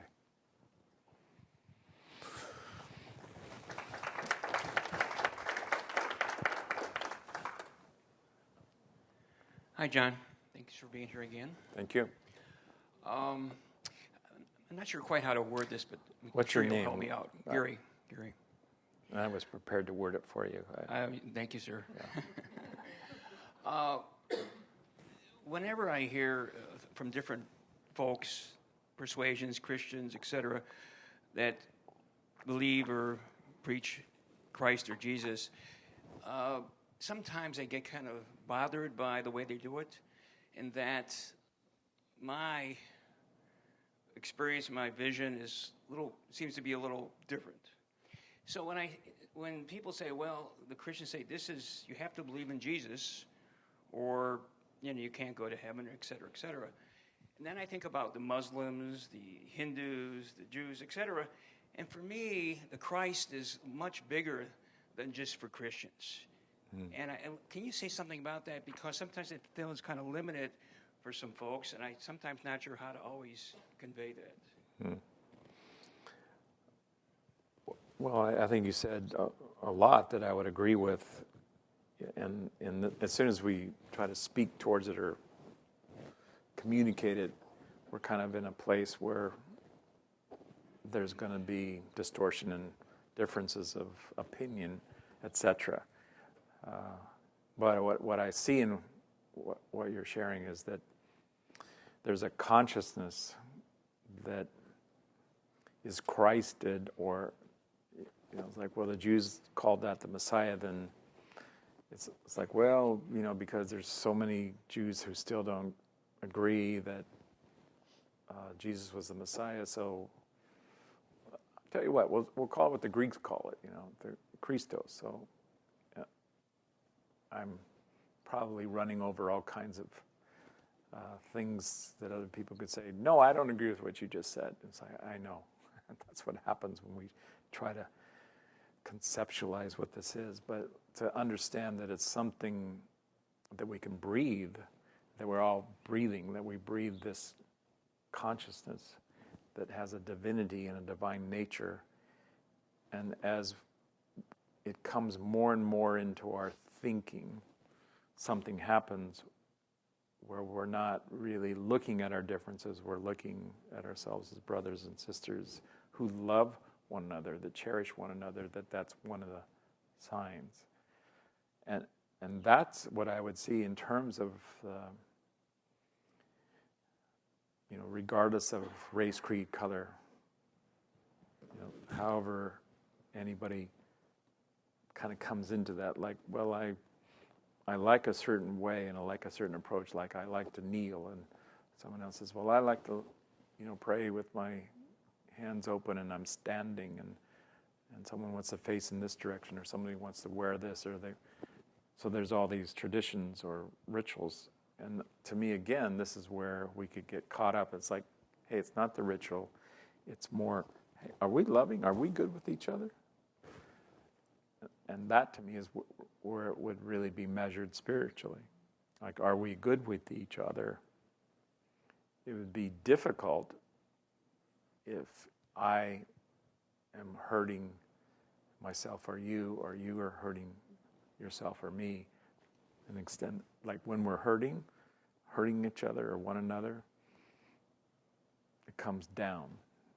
So, that's one of the great teachings here. Is don't hurt yourself, don't hurt others. So regardless of whether we're from a tradition of the Muslims or Hindus or anything else, if we're hurting each other, it's like something's broken down. But if we're not hurting each other, well, okay, that we're kind of up and we still have our differences. Then do we cross over so we're taking care of each other? Like, I know it's just how it's running out, but I'll run it out this way. Hey, Gary, I know you're Jewish, but I got an important thing I got to go do with my job, and so would you take my Muslim children to their Muslim synagogue? Look what I just did. Synagogue. There's a Muslim synagogue? Well, really, if you really look at it, those are just terms, but often when you see them, in reality, they look very similar. A mosque and a synagogue, particularly the ones from long ago, there's almost no difference. And many buildings, edifices have been converted. So they were once something that the Christians had, then the Jews had it, then the Muslims. It's like it just keeps rotating. Like, oh, what do we do? Oh, we'll put some stained glass windows. No, we can't have those stained glass windows because we do, and we can't have things that represent idols. So we take those idols out. No, those are the angels and the saints. Don't take those out. It gets to be like that. So I just see that if we relate to each other in loving, it's not so important that we can verbalize it. Like, are you Christian? And once you've had an experience with Jesus, I think that is very transformative. But you could say, well, I had my experience with Muhammad. It's like, okay, or whoever. If that's what happens to you, I think there's something there. Like your consciousness opens up your nature, opens up your consciousness, and use a particular experience to do that. Often I find that's on purpose. There's a reason why your consciousness brought you to a particular experience. And in terms of MSIA, we do have people that practice certain traditions or faiths while they're still very active in MSIA. So you could be, a card-carrying member of, a Catholic or Muslim, any tradition. Again, it breaks down when there's hurt involved. When people are hurting one another, it's like, we're not part of that. We're not doing that. So when it doesn't go into something like that and it stays caring, then we have no disagreement. What we have found is if your consciousness needs to complete something with a certain frequency, I'm putting it that way, maybe you'd say, no, it's not a frequency, it's a tradition, or it's a religion. It's like, okay. And if you need to complete with that, it can be better that a person basically completes it before splitting your energy with what this is, because what we do is powerful. And it can kind of drive people a little crazy because the energy fields, how they affect you psychically, can be very powerful. So often we recommend that people finish or complete with something, and when they're ready, if they want to get involved, we're here. And sometimes there's not a problem. Probably my independent survey here would be most of the time there's not a problem, unless a person finds it. Like they start feeling kind of crazy or conflicted, or like they're doing a self-betrayal of some kind, that I'm not loyal, rather than being loyal to this or that, I'm being disloyal to both. Yeah, it doesn't work that way, so you need to work that out. So maybe go be loyal and really do this until you're complete with it. And notice we're in a way inviting them to go finish that, and it's not, get the hell out of here because you're not loyal to what we're doing. It's not that at all. It's more, hey, go finish that, so that you're really available to what this is because of the way it affects you. That it is very powerful. And I think over the course of John Roger's life and my life, and often with our groups, we've joined in many faiths and their practice. And so we've been in synagogues, we've been in mosques, we've been in temples, all kinds of things. Just to be there, kind of participating in an honorable way, but not necessarily like joining, or now you have to eat this. Maybe. That's the way I am. There's a lot of things that I'm still squeamish about eating. Anything else? One more thing. I like your light for what I'm doing here.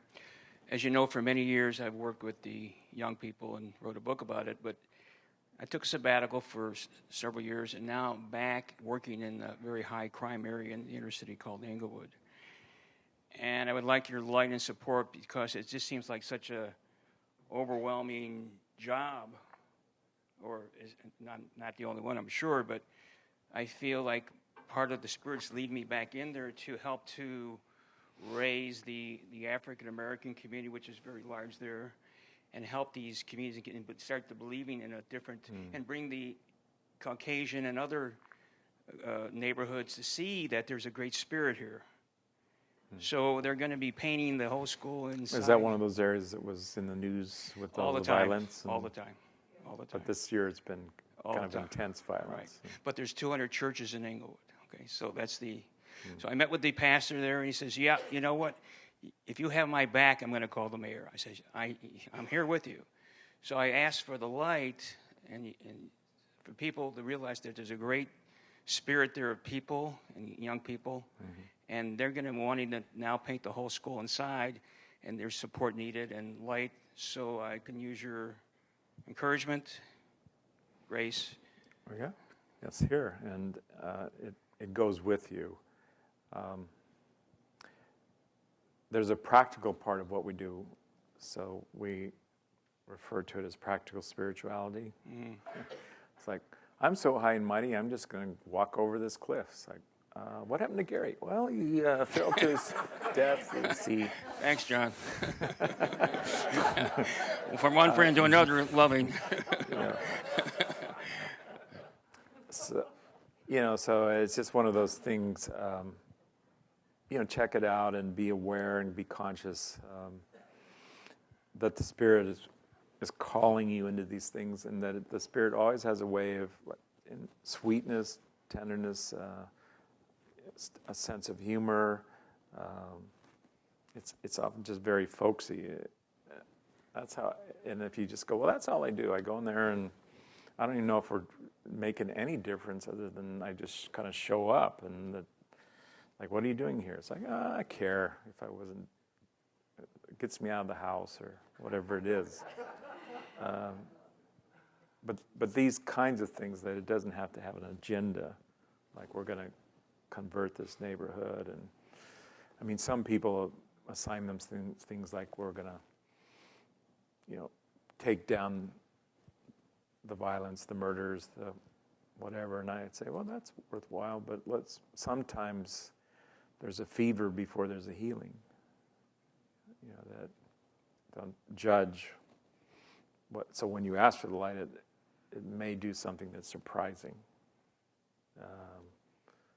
And I just like to make that a point, if you will, that when people ask for light, it doesn't necessarily come in as they expected or ordered. Like, well, I asked you for the light, and it really got worse after that. What did you do wrong? And I said, well, maybe you might want to just hold on judging that it got worse. Maybe there's something that needed to surface and come forward that really is part of the healing. That these things, if we have a poison in us, it's in a way it's better to get it out. And when it comes out, sometimes it's not very pretty. What we have to do to get the poison out, but it needs to get out. I think that's what you're pointing up, is that you're called, and I know you've been called all your life, really, into these kinds of situations, and they're not easy to be in because there's a lot of negativity when you get in there to look at. And so where do you begin? And I just go, wherever you begin, maybe you go, hi, I'm Gary. What's your name? And maybe they don't talk like you or all that, but I'm sure you adjust, that you have a way of talking in the hood that's a little different than the way you're talking now. Thank you. Okay. Love you, John. God bless you.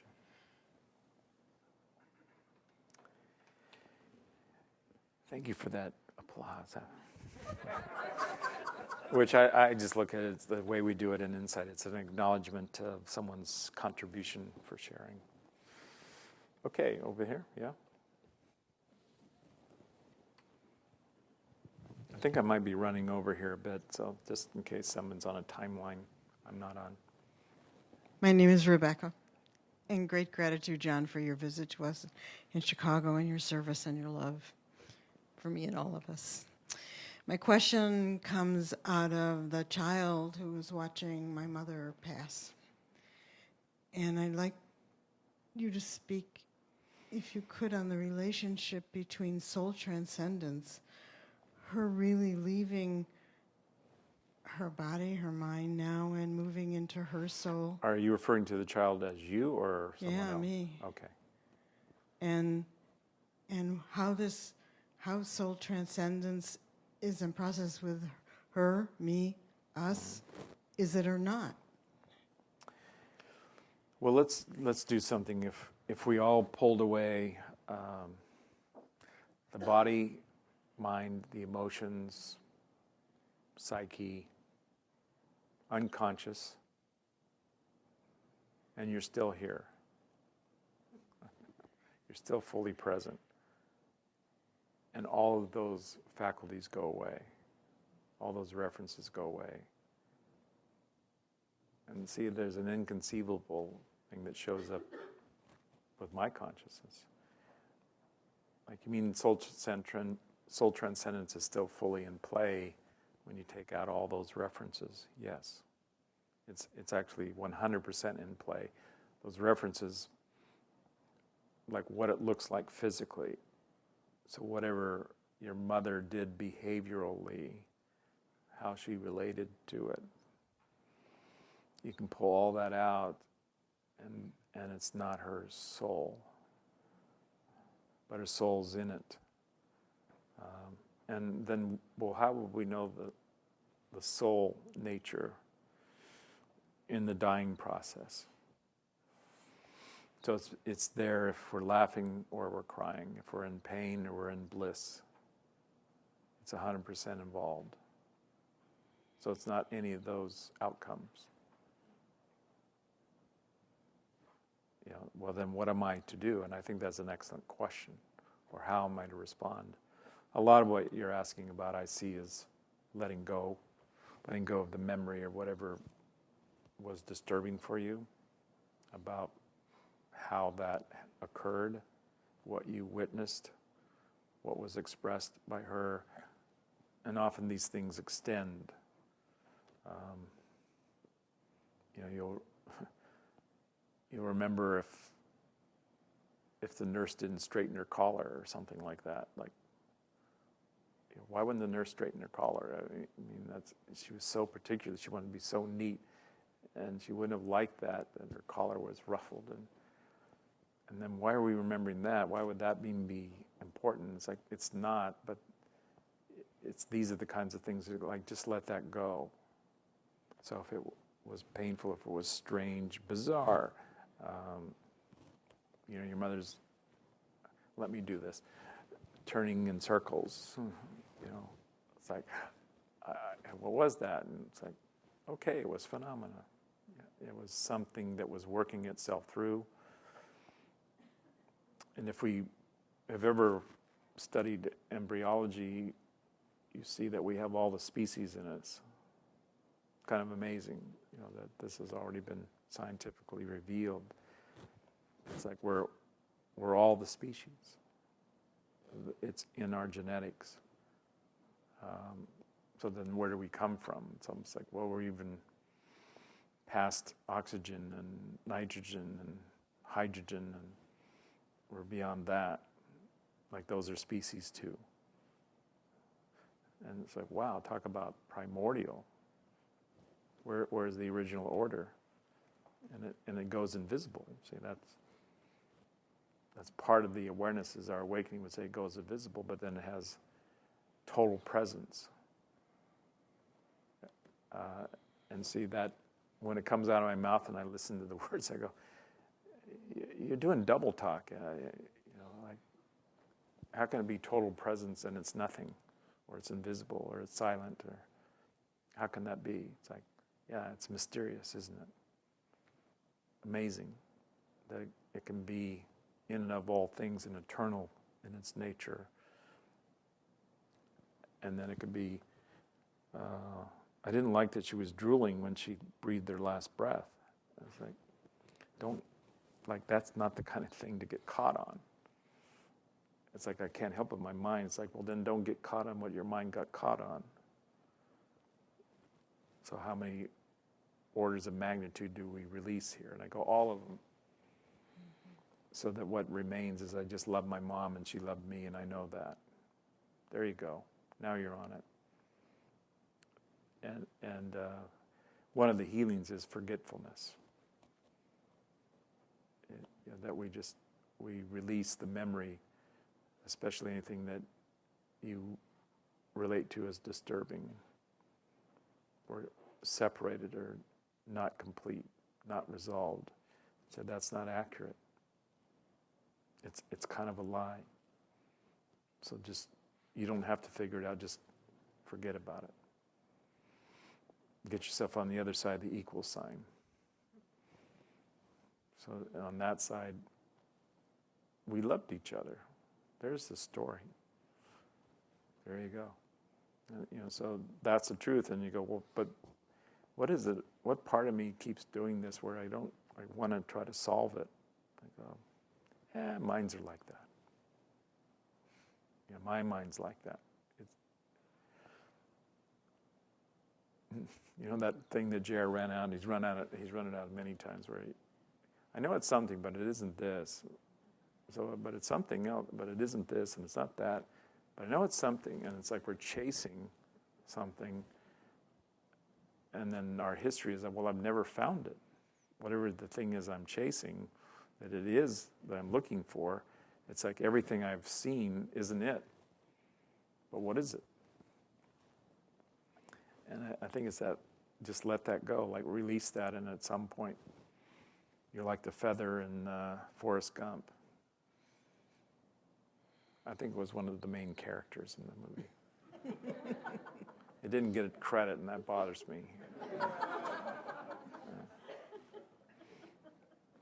But it took off, And I just look at like, that's brilliant.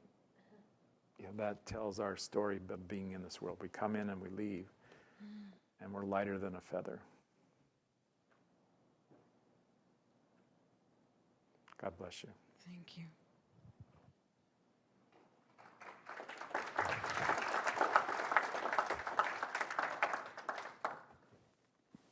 Okay, then. That'll be just about enough of that.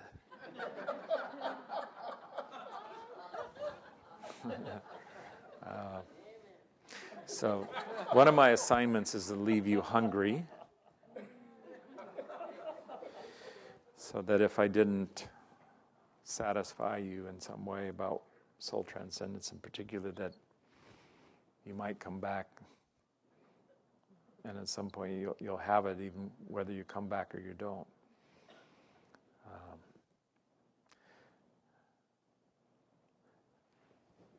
And just a little bit more information, maybe Bob will give you more specifics, because I think he's going to be coming up here shortly. We have a film tomorrow night, and it's open. Is it in this room? Okay. So the Mystical Traveler film, which is the life and times of John Roger. If you haven't seen it, I just think it's another prism, with all the dimensions of the years, and beautifully put together with all kinds of stories and photos and images and people's tales, etc. So that's going to be here tomorrow night at 7, my understanding, okay, in this room. And anybody can come, from what I understand. So there's that.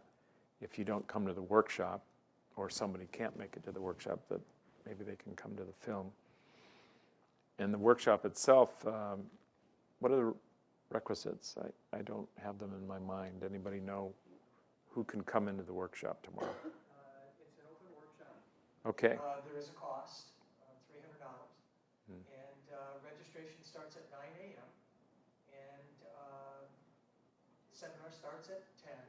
And I understand that we do have 2 scholarships that are available. So if we have a couple of people that are interested in starting with us tomorrow morning, we've got 2 scholarships. So, Scott Storr. okay.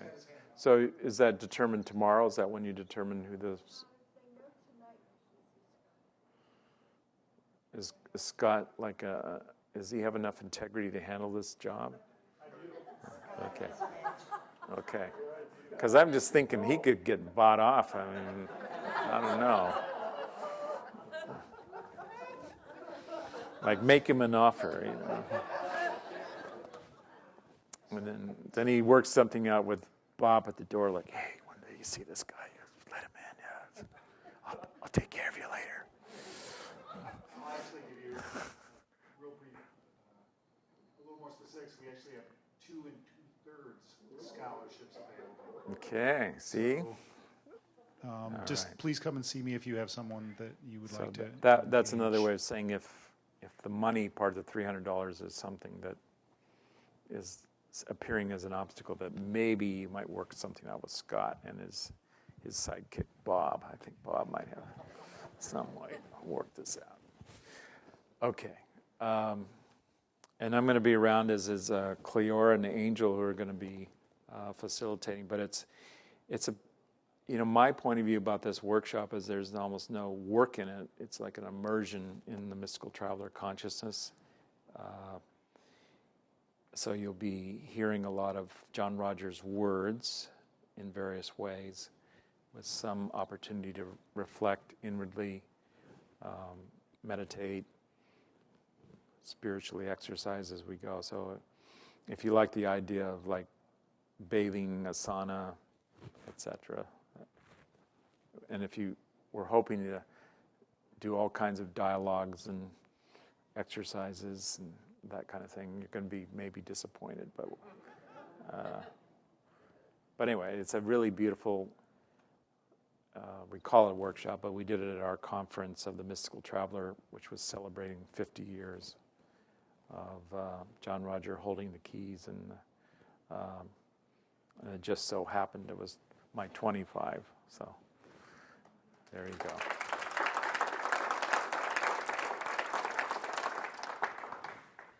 All right. I want to do something so that everybody here is enhanced.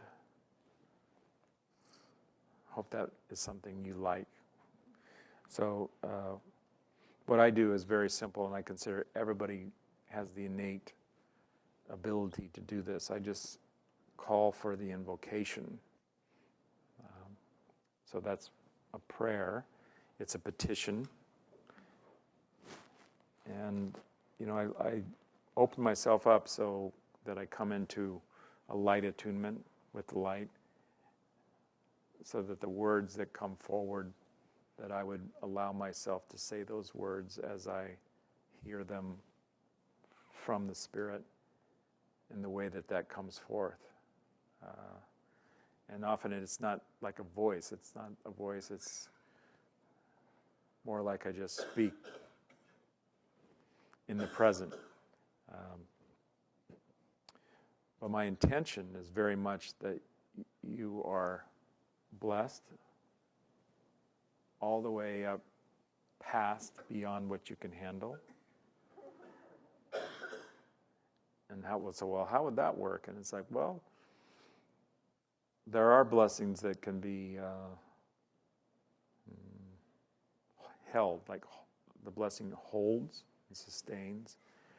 That we can also do the blessing so it seals in, so that there's an energy field placed with you that you can partake in. So you partake in it as much as you can now, and then it sustains itself as a blessing. And the way I go about that is I open it up into eternity. So that could be from now on. And I experience there are blessings that are eternal in their nature. So part of it is your openness, your faith, your willingness to partake in the blessing that is here, and that as I call it forward, you call it forward in the way that suits you. So that just may mean you get a version so you don't remember anything I said, because it wasn't about anything I say. Because it's what it is revealed to you as a blessing. And then how I experience that is that we open up so it's done, certainly for everyone that's with us wherever you are, and that extends from now on. Here we go. Dear Lord,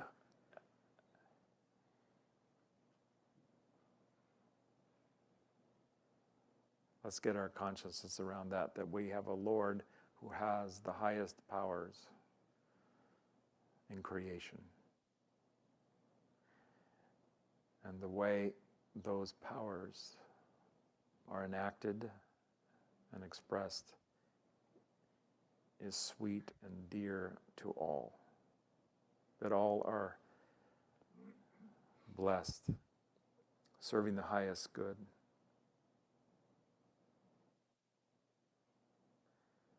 In your heart, you can see, you can hear, you can touch, you can feel whatever blessing would favor you.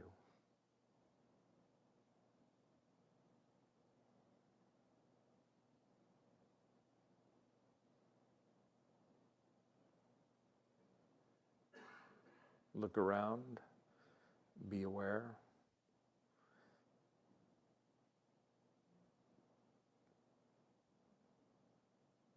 What is coming forward applies to all.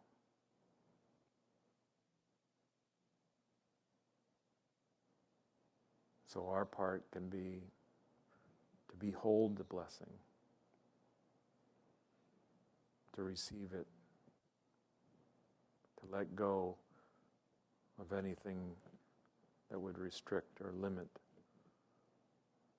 like it can't be, or it won't be, or I don't know how. And that can go around to the others. so they also receive the blessing in the ways that would let go and bring forward this highest good.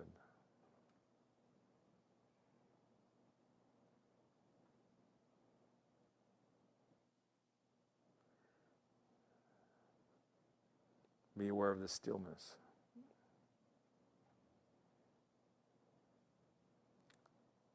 The presence of the depth that brings still waters, calmness, quiet, extending in ever greater ways. We can feel the harmony, the serenity.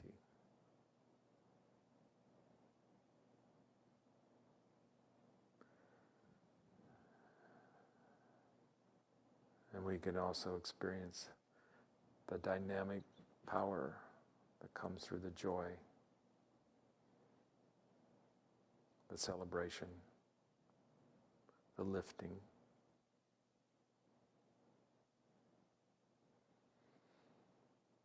We come into a consciousness that goes up, ever higher,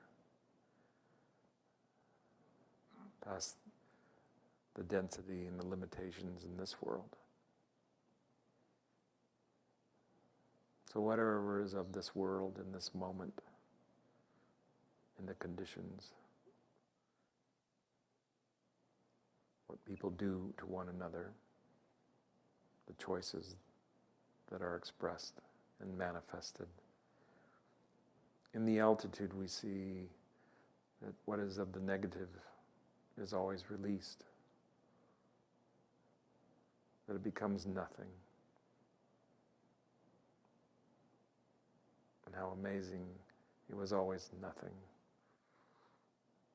And so whatever form the negativity has taken is temporary. It cannot last. In our wisdom, we always know this. So we have great patience as a blessing. The patience that will wait as long as necessary and will overcome.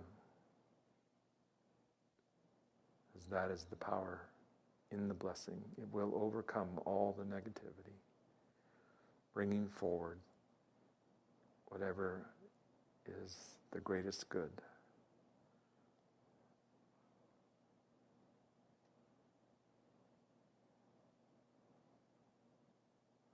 And just as this is an attunement in the heavens,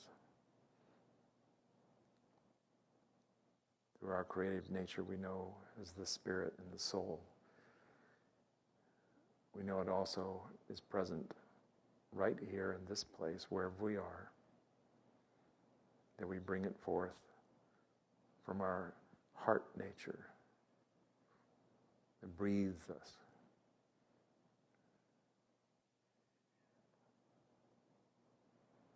And just take a moment with light to cleanse, to clear, to heal, to hold that for others, that they know we care, that we would hold and wait as they turn toward the light.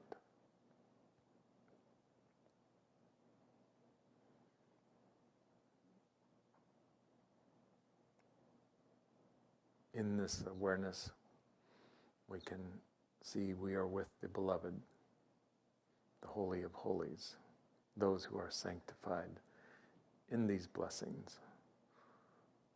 First, in the Spirit, in the nature we know as God. And then forevermore extending right into this moment, into this place, into the circumstance.